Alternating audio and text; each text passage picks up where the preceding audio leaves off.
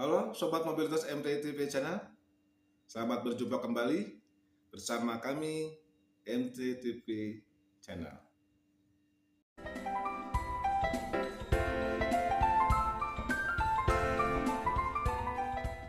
Sobat Mobilitas MTTP Channel, dalam episode kali ini kita menelusuri sisi lain dari sejarah transportasi, bukan sebagai alat rakyat, melainkan sebagai alat kekuasaan. Setiap imperium besar dalam sejarah memiliki satu kesamaan. Mereka menguasai jalan, menguasai laut, dan menguasai logistik. Karena siapa yang mengendalikan pergerakan, dialah yang mengendalikan dunia. 2000 tahun yang lalu, Kekaisaan Romawi memahami satu hal penting, bahwa kekuasaan tak akan bertahan tanpa jalan. Mereka membangun jaringan jalan sepanjang lebih dari 400.000 kilometer yang menghubungkan kota, benteng, dan pelabuhan. Dari jalan inilah pasukan bergerak cepat, pajak dikirim tepat waktu, dan berita dari kaisar menyebar ke seluruh negeri.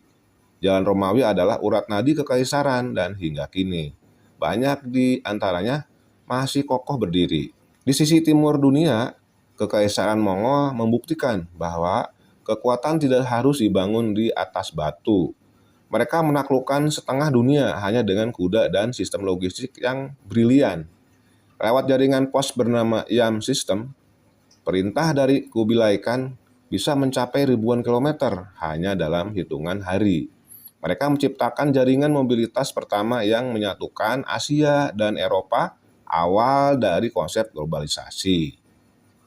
Di ujung selatan Asia, di Kepulauan Nusantara, kekuasaan besar lahir bukan dari jalan darat, melainkan dari laut.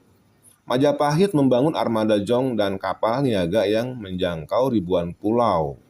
Pelabuhan Tuban, Gresik, dan Trowulan menjadi pusat perdagangan sekaligus pusat logistik kerajaan. Dari laut inilah kekuasaan Majapahit menyebar, menghubungkan Jawa, Sumatera, Kalimantan, Maluku, hingga semenanjung Malaka. Berabad kemudian, transportasi kembali menjadi alat kekuasaan kali ini dalam bentuk penjajahan. Bangsa Eropa datang dengan kapal besar dan peta yang penuh ambisi. Spanyol, Portugis, Inggris, dan Belanda bersaing merebutkan jalur laut dan pelabuhan Nusantara. VOC membangun sistem pelabuhan, rel kereta, dan gudang rempah untuk menguasai perdagangan. Transportasi menjadi instrumen penaklukan, membuat rakyat menjadi bergerak ekonomi, namun tanpa pernah memegang kendali. Setiap imperium punya jalannya sendiri menuju kejayaan, tapi juga jalannya sendiri menuju kehancuran.